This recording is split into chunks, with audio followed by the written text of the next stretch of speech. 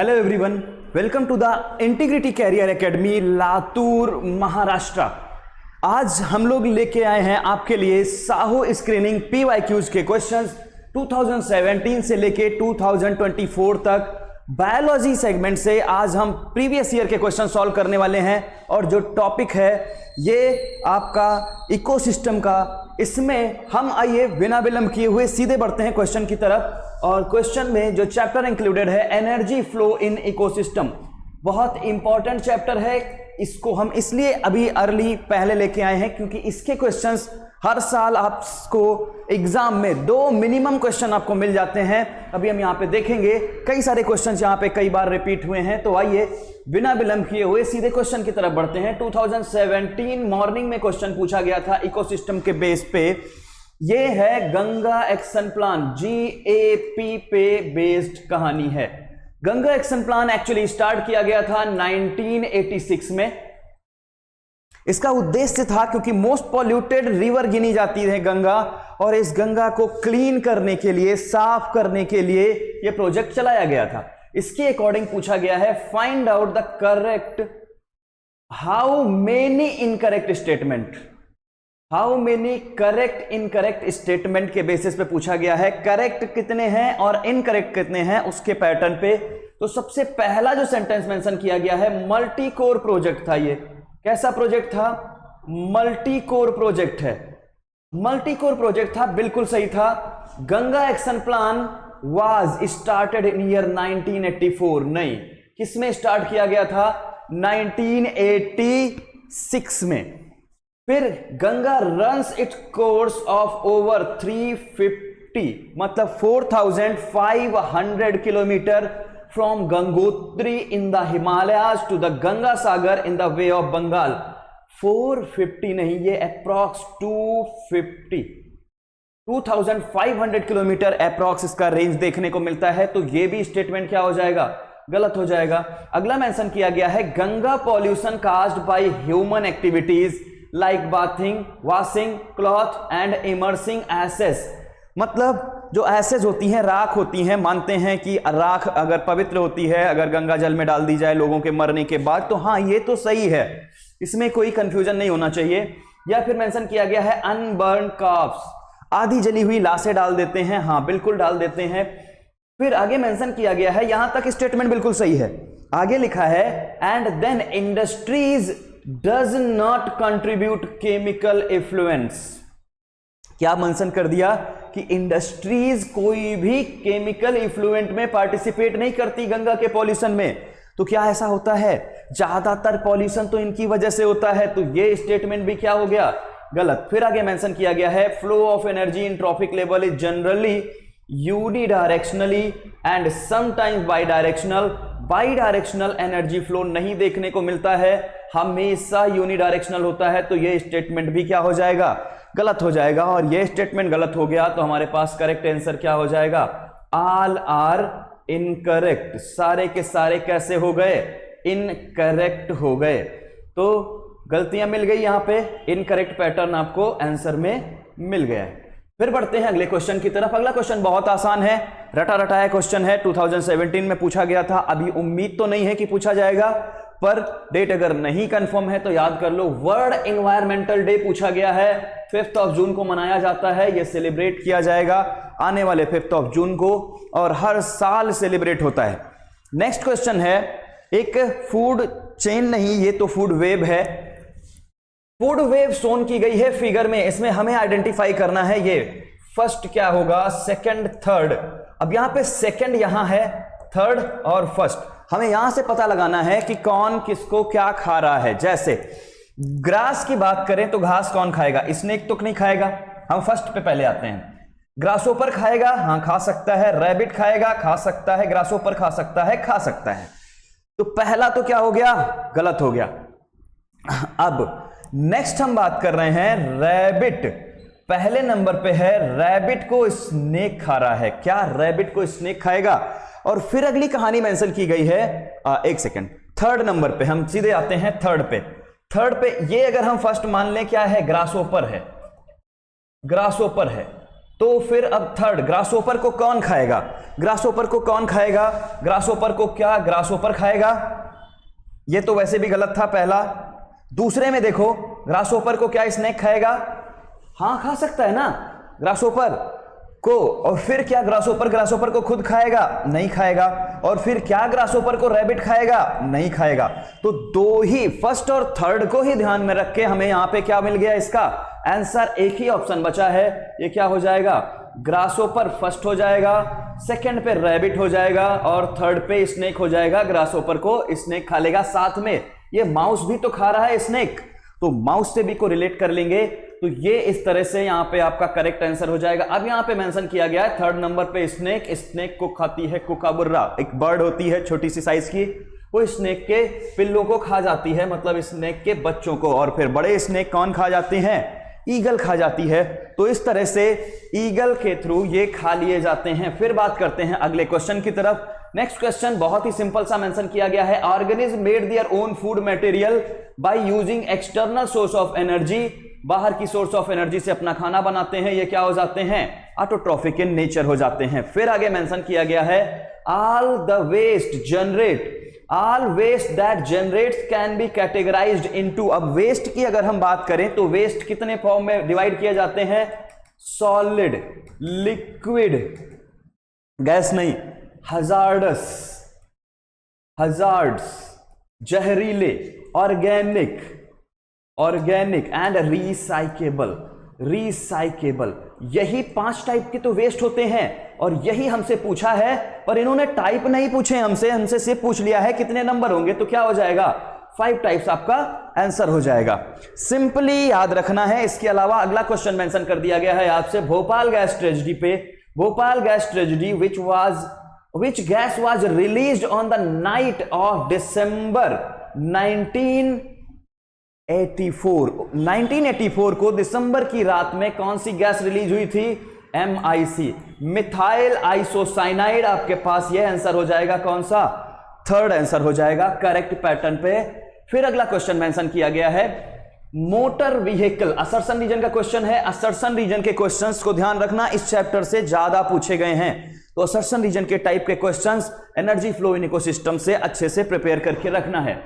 Next question mention किया गया है motor vehicle equipped with the catalytic converter should use unleaded petrol.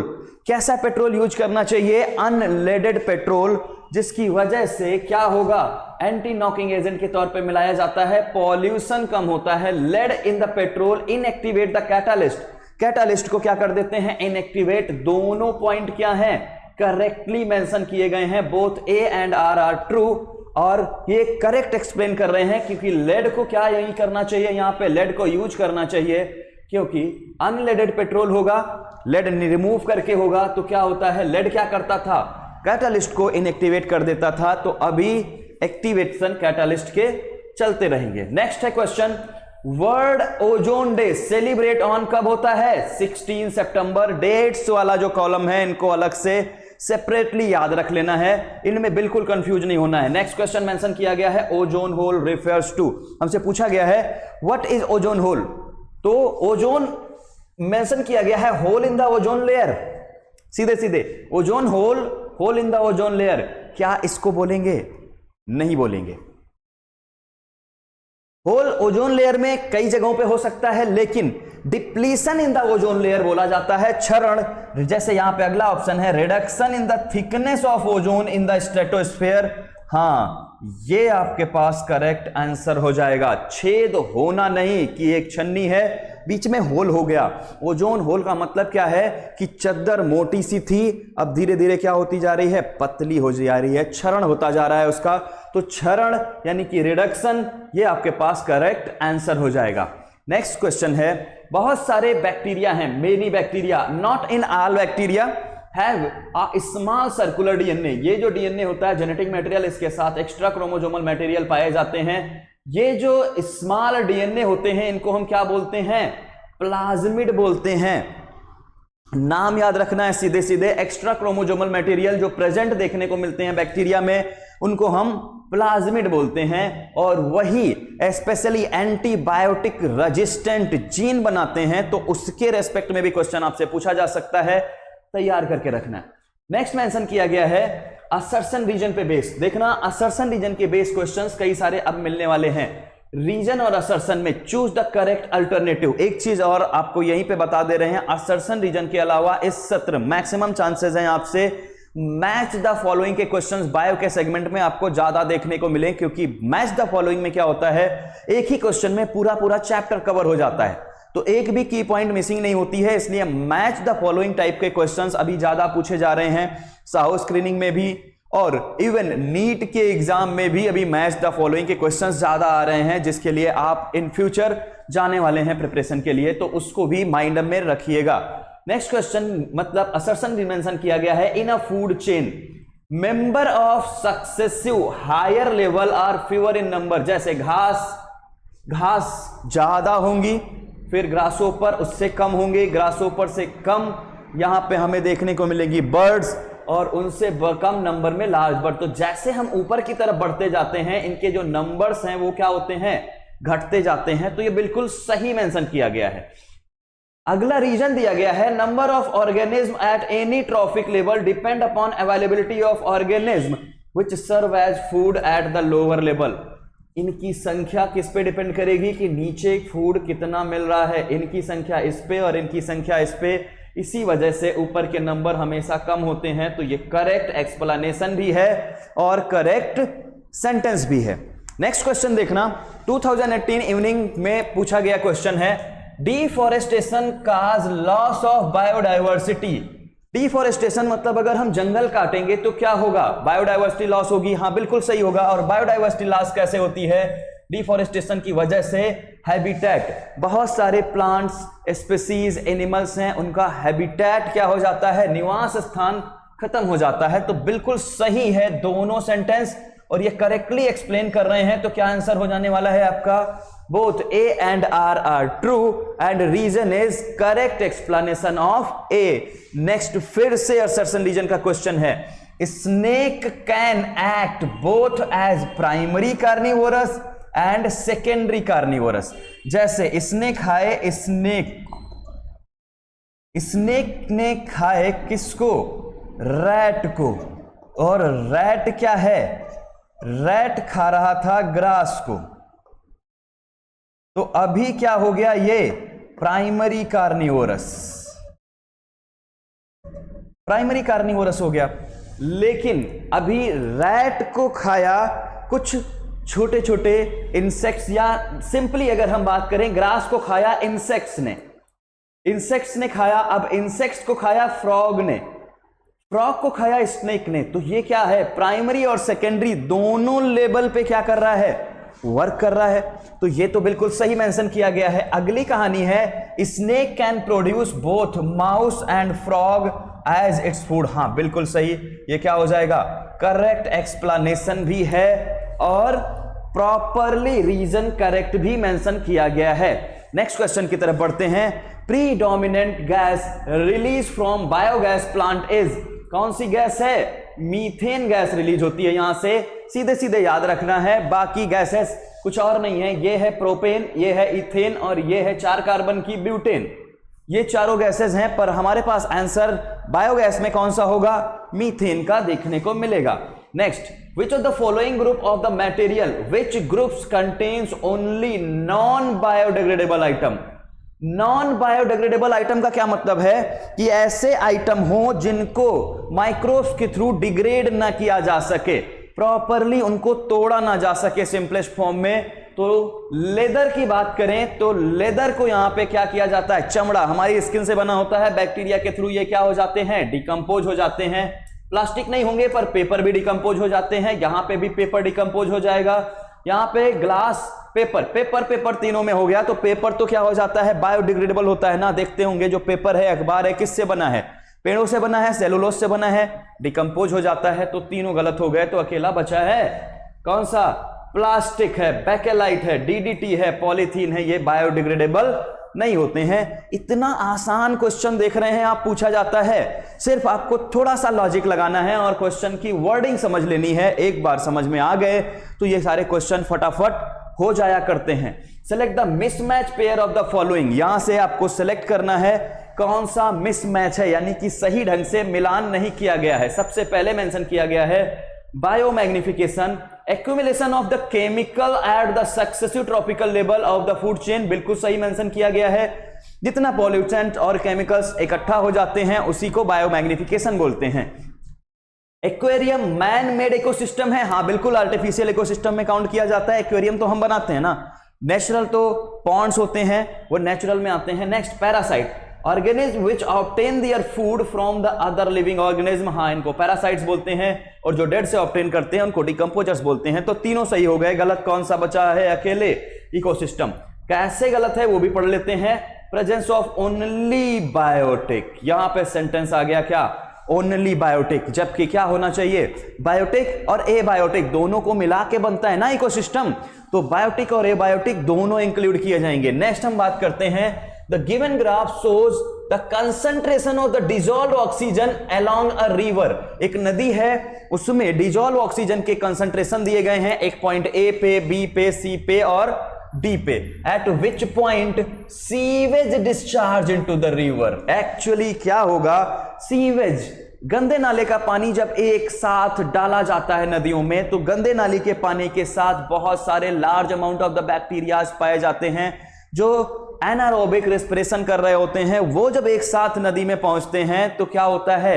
नदी में घुली हुई ऑक्सीजन को एब्जॉर्ब कर लेते हैं और बहुत रैपिड चेंज आ जाता है ऑक्सीजन लेवल में। तो यहां पे देखो टाइम के साथ कंसंट्रेशन का, यहां पे डिजॉल्व ऑक्सीजन का कंसंट्रेशन मेंशन किया गया है।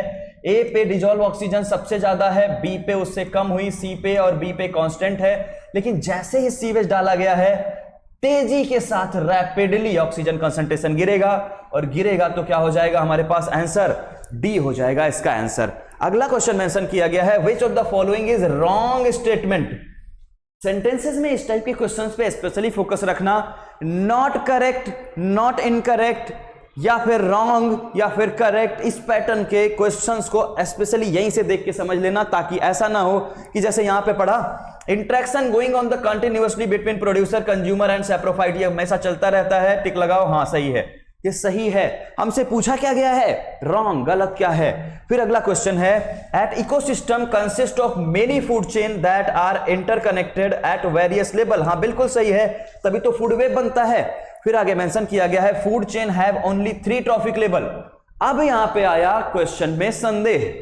ट्रॉफिक लेवल मतलब ये प्रोड्यूसर्स की बात कर रहे हैं, प्रोड्यूसर्स के बाद प्राइमरी कंज्यूमर, प्राइमरी कंज्यूमर के बाद सेकेंडरी कंज्यूमर, सेकेंडरी कंज्यूमर के बाद टर्सरी कंज्यूमर भी आते हैं, और कभी कभी ये टॉप कंज्यूमर्स आते हैं। तो क्या 3 ही लेवल बने? 1 2 3 4 5, यहां तो 5 बन गए। तो ये स्टेटमेंट क्या हो जाएगा? गलत हो जाएगा, और ये स्टेटमेंट गलत है। केवल 3 नहीं, अगर हाँ 3 ट्रॉफिक लेवल पूछा गया होता तो हाँ कह देते कि हाँ हो सकता है पॉसिबल, क्योंकि 3 ट्रॉफिक लेवल में भी ये खत्म हो जाती है। जैसे सिंपली ग्रास को खाया रैट ने, और रैट को हॉक उठा के लेके चला गया, और हॉक क्या है? टॉप कंज्यूमर है, तो अब उसका जिक्र यहां पे नहीं आएगा। लेकिन अगला क्वेश्चन है, primary consumers come at the second in trophic level. Primary consumers ये किस पे? क्योंकि प्रोड्यूसर्स होंगे ना सबसे पहले, ट्रॉफिक लेवल में कौन होंगे? प्रोड्यूसर्स होंगे, तो ये कहां पहुंचेंगे? ये सेकंड पे ही आएंगे, बिल्कुल सही, यहां पे करेक्टली मेंशन किया गया है। नेक्स्ट क्वेश्चन बहुत ही आसान सा है, फूड चेन दे दी गई है, 2021 में यह क्वेश्चन पूछा गया है। Study the given food chain, detritus food chain, earthworm, earthworm को खाने वाले, फैल्कन, फैल्कन मतलब बाज। अब बाज तो बड़ी बर्ड है, बड़ी बर्ड किसको खाएगी? फ्रॉग को, रैट को, स्नेक, स्नेक भी खाएगी, पर स्नेक अर्थवर्म को नहीं खाते हैं। तो स्नेक नहीं, यहां पे क्या आ जाएगा? स्पैरो आ जाएगा, यानी कि बर्ड। स्पैरो को, छोटे छोटे बर्ड्स को, बड़े बड़े बर्ड्स यानी कि बाज जैसे जानवर, इनको उठा के खा जाते हैं।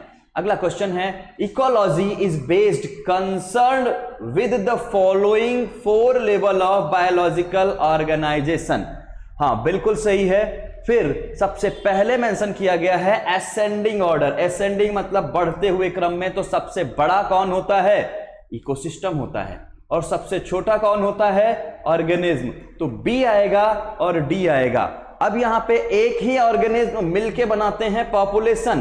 पॉपुलेशन कई सारी स्पीसीज के तो कम्युनिटी बनती है, और कम्युनिटीज में एबायोटिक और बायोटिक फैक्टर जुड़ते हैं तो इकोसिस्टम बनता है। तो BCAD, BCAD सेकंड ऑप्शन यहां पे करेक्ट हो जाएगा आपका, बिल्कुल सीक्वेंस वाइज मेंशन किया गया है। फिर अगला क्वेश्चन है, mister Sachin is eating curd yoghurt. Curd या फिर कर्ड को ही योगर्ट बोलते हैं, मतलब दही खा रहा है ये बंदा। For this food intake in food chain he should be considered as occupying. किस लेवल पे इसको माना जाएगा? तो सबसे पहले हम बात करें फर्स्ट लेवल पे, कौन होगा? Grass producer. अब प्रोड्यूसर्स को, ग्रासेस को खाया होगा किसने? यहाँ के काऊ ने। काऊ ने ये कौन से लेवल पे आ गई? सेकंड लेवल पे। ट्रॉफिक लेवल कौन सा है? सेकंड। इसके बाद काऊ को खा रहे हैं, मतलब काऊ डायरेक्टली नहीं खा रहे हैं, सॉरी, काऊ का प्रोडक्ट है तो क्या गिना जाएगा? इसी के टर्सरी लेवल पे गिना जाएगा ना, काऊ के प्रोडक्ट्स को, चाहे हम सेम ऑर्गेनिज्म को इनटेक करें या उसके प्रोडक्ट को। तो इंसान किस पे आएगा? थर्ड ट्रॉफिक लेवल पे। ये आपके पास क्या हो जाएगा? यहां पे करेक्ट आंसर हो जाएगा। फिर अगला क्वेश्चन देखो जरा, एक टेबल देखने को मिल रही होगी सामने स्क्रीन पे, प्रॉपरली क्लियर नजर आ रही होगी। Complete the following chart below. किसके बारे में? पॉन्ड इकोसिस्टम के बारे में। पॉन्ड इकोसिस्टम में कुछ एग्जांपल हैं, वाटर, सॉइल, सोलर रेडिएशन, ये सब किस में काउंट किए जाएंगे? एबायोटिक में। तो ए क्या हो जाएगा? Abiotic factors. फिर आगे है फाइटोप्लैंक्टन, एल्गी एंड प्लांट्स, ये सब किस में गिने जाते हैं? प्रोड्यूसर्स में। तो इनको हम गिन लेते हैं प्रोड्यूसर्स। फिर आगे मेंशन किया गया है कंज्यूमर, हमें कंज्यूमर के एग्जांपल ऑप्शन से पहचानने हैं।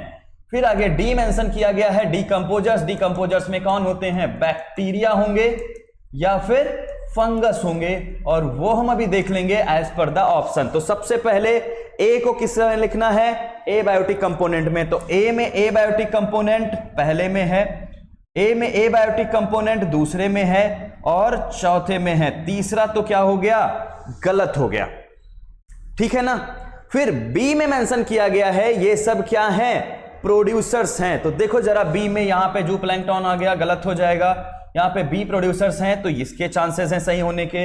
यहां पे बी प्रोड्यूसर्स हैं, इसके तो पहले से कैंसिलेशन हो चुके हैं। बी पे फिश है तो ये भी कैंसिल हो गई। तो अब हमारे पास बचा अकेला कौन सा है? Second option, abiotic. ए क्या हो जाएगा? Abiotic component. बी है प्रोड्यूसर्स, ठीक है। सी है कंज्यूमर्स। कंज्यूमर्स जूप्लैंक्टन होते हैं, वो छोटे छोटे से एनिमल्स जो फाइटोप्लैंक्टन्स को, ग्रासेस को खा लेते हैं।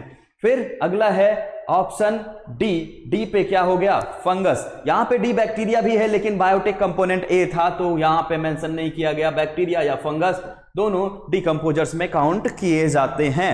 अगला क्वेश्चन मेंशन किया गया है हमसे, the ecological pyramid that is always upright. इस पे बेस्ड क्वेश्चन कई बार चांसेस हैं, पूछे जा चुके हैं। सीधा स्ट्रेट पिरामिड किसका बनता है? एनर्जी का बनता है। बिना किसी टाइम वेस्ट के सीधे क्वेश्चंस को सॉल्व कर लेते हैं।